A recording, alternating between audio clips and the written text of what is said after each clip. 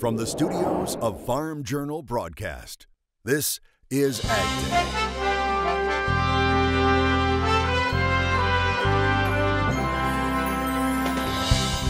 Coming up today on AgDay, he's dealt with many challenges in his farming career. I'm 69 years old and I want to make sure this operation is as successful in the future as it's been in the past. Meet one of the finalists for this year's Top Producer Award and team coverage of the National Farm Bureau Convention, celebrating 100 years by looking back. And they created what we know as American Farm Bureau because they needed one united voice. And to the future. Many new markets are being opened up. AgDay, presented by the all-new Chevy Silverado, the strongest, most advanced Silverado ever. Good morning, I'm Clinton Griffiths. President Trump addressing the National Farm Bureau Convention in New Orleans on Monday. The president saying trade deals are going to give America's farmers a lot of business. The president addressing the 100th annual convention of the American Farm Bureau. He spoke about border security and his request for funding for the border wall, the debate over it behind the current partial government shutdown, now the longest in history. But he said he wants to make it easier for farm workers to get into the country. And he hit on highlights of policy changes under his administration that may have impacted farmers, including trade with China and other countries. We've taken the toughest ever actions to confront China's unfair trade practices that hurt American farmers and ranchers. This includes China's theft of trade secrets from American agribusiness. I couldn't believe how complicated your business is with the seeds and the genetic farming. It's incredible. People don't know this. But your secrets were being stolen by China and, in all fairness, other countries. We want a fair deal for American farmers, removing China's arbitrary bans on agricultural imports, safeguarding our intellectual property, and providing fair market access to all American producers. You can learn more about what the president had to say at the convention by heading to agweb.com. Farm Journal's John Harris talked to farmers after the president's speech. I think the speech was very relevant to what's going on today, and I think he underscored his support for the American farmer and showed some things that he said he was going to do and that he's coming through on that are really going to benefit American agriculture. Things such as trade that he mentioned and he's working on and rewriting some different things that is in the end going to benefit the American farmer and the American consumer. It was interesting to hear kind of the relationships that he's built with people in the industry, and it really shows that Farm Bureau is the voice of agriculture, and they are bending the ear of the President of the United States. He's hearing what they're saying, hearing what's important to us as farmers and ranchers, and making those changes and really making a difference to American agriculture. American Farm Bureau Federation Convention opened with a speech from AFBF President Zippy Duvall. Duvall sharing the successes of the organization over the past 100 years, from starting with one united voice to passage of the first Farm Bill, all the way up to helping change the waters the U.S. rule under the Clean Water Act. He called on members to take part in the public comment period on the proposal. And Duvall also calling on President Trump to seek solidarity with other countries in the trade battle with China. The trade war in China is going to be a long one, and we keep delivering the message. We're with you, Mr. President. We understand it, but we need to make sure the rest of the world is helping you because China's not just mistreating us, they're mistreating the whole world. Duvall said that as bad as 2018 was on the farm, the year will go down in American Farm Bureau history as one of the most productive agricultural policy years in its history. The U.S. Trade Representative, a key component in those trade talks with China, now impacted by the partial government shutdown. The agency releasing a statement saying it has implemented its lapse in appropriations contingency plan. It says personnel will continue to conduct operations that includes trade negotiations. And besides China, the office is also negotiating with the EU, Japan, and the UK. 4 months after Missouri agreed to regulate the term meat, one of the nation's largest cattle producers, Nebraska, is now following suit. Nebraska lawmakers considering defining meat as, quote, any edible portion of any livestock or poultry carcass or part thereof. Now the move taking on the growing number of veggie burgers, tofu dogs, and lab-grown meat products making their way to consumers. Similar measures are pending in Tennessee, Virginia, and Wyoming. but don't expect it to happen without a fight. Several organizations, including the company that makes Tofurkey, have filed a federal lawsuit against Missouri, saying the law stifles competition. Ag groups say it's ensuring truth in advertising. Producers still trying to bring in their crops are now facing new challenges when it comes to Mother Nature. Meteorologist Cindy Clausen has more in today's crop comments. Cindy. Thanks, Clinton. Well, a winter snowstorm has left portions of the Midwest covered in a blanket of white. You wouldn't know it, but there's a corn crop under all that snow in Norburn, Missouri. Many farmers bagged their corn crop this year to store after the harvest. Now, this area saw about 9 inches of snow over the weekend, but it was a wet, heavy snow, so it caused widespread power outages. I know my in-laws, they had 15 inches in central Missouri. Well, let's take a look at our wind speed forecast, and you can see that the windy areas are going to be in the north central United States and off in the west, and specifically California and into Nevada. As we head into tonight, those winds kind of translate through the Great Lakes and even into the Intermountain West there, and heading through the day on Wednesday, winds continue to move on off to the northeast. But we're going to see a low pressure system developing closer to the Four Corners. We're going to see those winds increase there, and yet another system coming on to the west coast. I'll have your national forecast coming up, but for now, here are some hometown temps. Introducing Farm Journal TV, on demand 24/7. AgDay, Machine Repeat TV. U.S. Farm Report on your phone and tablet. Download the Farm Journal TV mobile app today.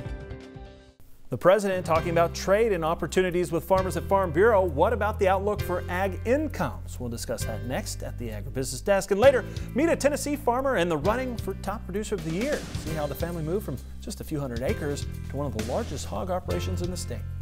You could win a 2019 John Deere Gator. No purchase necessary. Visit ValentFullyLoaded.com for details and official rules. China's trade surplus with the U.S. hit a record last year. Reuters reporting it rose to $323 billion. That's the highest on record going back to 2006. Economists say the record imbalance was due to a healthy U.S. economy while China's weakened. That increased the U.S. demand for imports and lessened China's. China's exports to the U.S. rose 11.3% last year, but China's imports from the U.S. only increased 0.7%. And on the topic of exports to China, Reuters reporting China's December soybean imports dropped 40.1% from 2017. That's according to customs data released on Monday. Imports declined to 5.72 million tons, the lowest for the month since December of 2011. Those new numbers about China weighed heavy on market minds on Monday. Let's get details now from the floor of the CME in Chicago. Today's soybean slip, the exports to China have been the lowest since 2011. The facts are really that even in November that they were absolutely zero for exports. With the government shutdown too, everyone is just scrambling for alternative news. They've been mostly going to find Brazil grain data because that's what's most important to the soybeans right now. Farmers can't really stop what they're doing while we're going through the government shutdown. It's been very, very difficult to figure it out. That's why you're seeing a lot of choppy trade and actually mostly the market moving sideways. With so many uncertainties remaining for prices in 2019, what's ahead for farm income? Tyne Morgan asks a question from the road in today's analysis. John, when you look at the farm income picture, is it better for 2018 than we expected, or kind of on par with expectations? I think the revisions were somewhat positive for us, but overall we're looking at what is a fairly low level of farm income, certainly down, roughly 10% from the prior year. A little better than we were in 2016, but 2016 was a historically low year, certainly compared to recent history. I mean, we've come off some of the highest farm incomes that we had on record back in the 10, 11, 12 through about 14 period. And so we're down now at a level that is certainly causing some stress, I think, out there in agriculture. It is causing some stress. And so, there's not a lot of bullish outlooks out there for 2019 when it comes to prices. And so how much more erosion can farmers and ranchers afford right now? Not much. I think certainly on the row crop side, we will see a lot of stress show up this winter as we see farmers going to their bankers to arrange production loans, as we see tenants negotiate with landowners about lease rates. There are a lot of really hard conversations going on right now because the farm income situation, as we've seen a lot of erosion of equity. We are looking at a commodity market where there's really no obvious place to run to try to get higher returns, and that's a really stressful situation financially. So when we look back at this time historically, once we make it through this, how do you think this changes agriculture? You know, I think what we're seeing is the effect of a lot of changes that have taken place over many years. I think it does create greater incentives to try to look for ways to move out of the commodity system. What can we do in terms of value-added agriculture? What can we do in terms of alternative enterprises? Because if we continually chase lower commodity prices, lower returns, which is what we've done for a long time, we're going to get what we've always gotten, which is a smaller, more concentrated agriculture and honestly struggling communities and families as a result of that. All right, John, thank you so much. I really appreciate it. Some good advice. All right, stick with us. We need to take a quick break, and then we'll have a check of weather right here on AgDay. AgDay, brought to you by new Delaro fungicide for corn and soybeans. Achieve personal best yields. Welcome back to AgDay. Meteorologist Cindy Clausen here, looking at, well, of all places, a big storm off the west coast really working its way across. Yeah, looks like it's going to be another wet day for a lot of California. Wet couple of days, actually. Let's take a look. You can see that we have one low pressure system that's already bringing some rain to parts of California. That's going to translate to the east, and there's plenty of moisture with it. That's going to be heading even further inland. Fairly quiet over the nation's midsection as we head through the next, about 24 hours. We'll start to see more development, though, as we get into tomorrow. You'll see that in just a second. And then we do have a front moving into the northeast. You might have a little bit of snow there as well. As we head through tonight, we're going to be seeing kind of a weaker front. We don't expect to see a lot with this. Most of the moisture a little bit closer to that low pressure system, but you can see all of that moisture in the western United States. Start to pick up some moisture from the Great Lakes, so we'll see some snow along the eastern part of that as you get into the lower Great Lakes and into the northeast. Notice as we get into Wednesday, we start to see a little bit more development. We have a little bit of activity in southern Texas, but we're going to start to see a low developing. Eventually that's going to move to the east, so we'll see more active weather pattern for the second half of the week in the southeastern United States, while high pressure moves into the Great Lakes for a couple of days. I know we'll be keeping an eye on the weekend, though, as we expect to see another larger system that's going to be moving through the nation's midsection, but we still are trying to pin down that exact track. All right, here's a look at the precipitation estimate. The past 24 hours, mostly in California and the southwestern United States. You can see that translating to the east, so some heavy rainfall, especially over in California and also into the southwestern part of Utah and into northwestern Arizona. Most of the rest of the country has not really seen much and is not expected to see a whole lot as we get into the next 24 hours. So it's really going to be out west and into the Intermountain West when we see the heavier snows, especially in those higher elevations. Temperature-wise, we're going to be seeing a lot of 20s and 30s, even some 40s across the northern tier. 50s and even some 60s across the south. We do see some colder air coming in as cold front continues to sink further to the south. So low temperatures getting down into the teens and even single digits across the north central United States. And it'll be a lot colder for folks in the upper Midwest and the upper Great Lakes there, while we still see some 50s and 60s as you get across the south. Now, as far as that jet stream is concerned, we do have, you can kind of see where we see that active weather pattern in the west. As we move this into motion, notice the cooler air, especially right along the U.S.-Canadian border, but we're going to see a big trough coming in, bringing a big blast of Arctic air next weekend and even into the early part of next week. So stay tuned. That's your national forecast. Now let's check on the weather where you live. Lost Hills, California, showers likely for you today with a high of 56 degrees. Pleasant Plains, Arkansas, clouds to start the day, but some sunshine later on with a high of 49. Green Valley, Maryland, mostly sunny, high of 36. New numbers shed more light on just how much the dairy industry has changed, plus why experts say we're sitting on a mountain of cheese. Next. Join Andrew McCrae for Farming the Countryside, a farmer-focused podcast that is all about production agriculture. Farming the Countryside is available wherever you listen to your favorite podcast and is brought to you by Nutrien Ag Solutions, the world's largest provider of crop inputs and services. The National Milk Producers Federation is out with its review of 2018. It says last year started off on a promising note with dairy exports that could have set a record. But it says the tariff wars with China and Mexico, along with a drop in cheese consumption, weighed heavy on prices. Taking a look at the numbers, milk sales were down 2.2% over the first 10 months of 2018. As for exports, during the first 10 months, the U.S. exported 16.3% of its domestic product of milk solids, most of that taking place before the tariffs. Experts say there were, on average, about 30,000 fewer dairy cows in the U.S. during August to October. Now, looking ahead, an average all milk price of about $16.20 per hundredweight is expected. That's the lowest price since disaster year of 2009. We've been telling you about this. America is sitting on a mountain of cheese, and now we're getting a better look at the numbers. Right now, we have 1.4 billion pounds in inventory. Experts say it's mostly due to shifting appetites. A professor of agricultural economics at Cornell University says people are turning away from processed cheese. He says we're seeing an increase in sales of more exotic and European-style cheeses. Some of those are actually made here, but a lot of them aren't.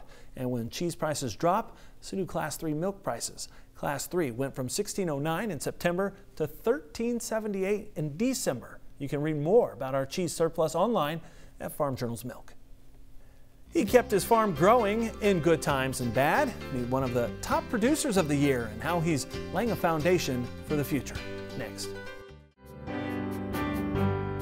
In the country, brought to you by Kubota. Check out Kubota's RTV X1140, a rugged utility vehicle with seating for 4. Stop by your local dealer today or visit Kubota.com. All this week, we're sharing coverage from Top Producer Seminar in Chicago. And each year, Top Producer Magazine selects one farm as the Top Producer of the Year.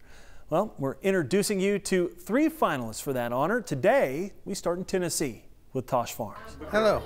How you doing, Harley?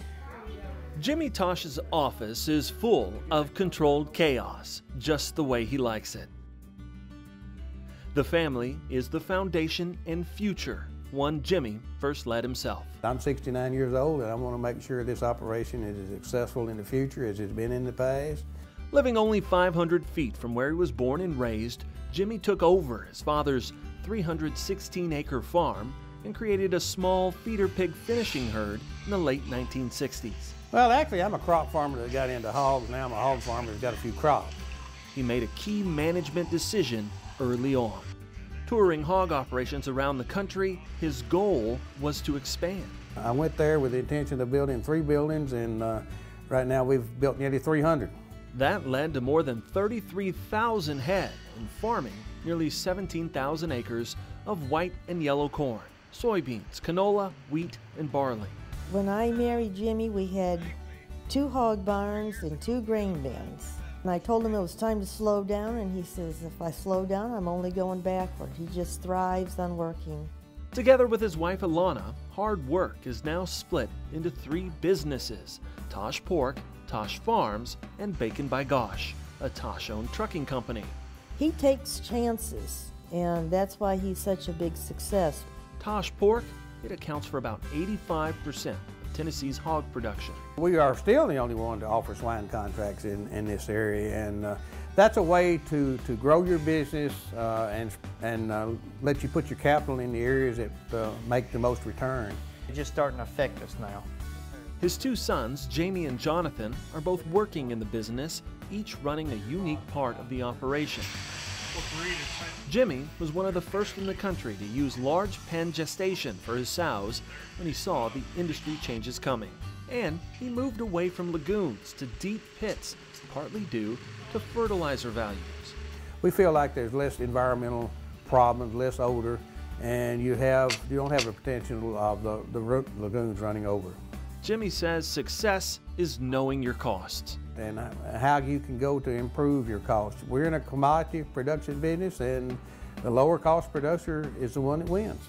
Jimmy's also innovative with his 400 employees. He's offering 401ks, health insurance, vacation time, and all employees' spouses and children are eligible for a scholarship to further their education. You like hockey, like your brother? As both his work and immediate family plan for the future. they know they're the basis and essence of the business. I'm trying to groom my kids to take the operation over, and I think I'm going to be successful. To continue Jimmy's vision long into the next generation. Congratulations to Tosh Farms, a candidate for Top Producer of the Year. Good luck to them. And that's all the time we have this morning. We're sure glad you tuned in. It's been part of your day with us. From all of us here at AgDay, I'm Clinton Griffiths. Have a great day.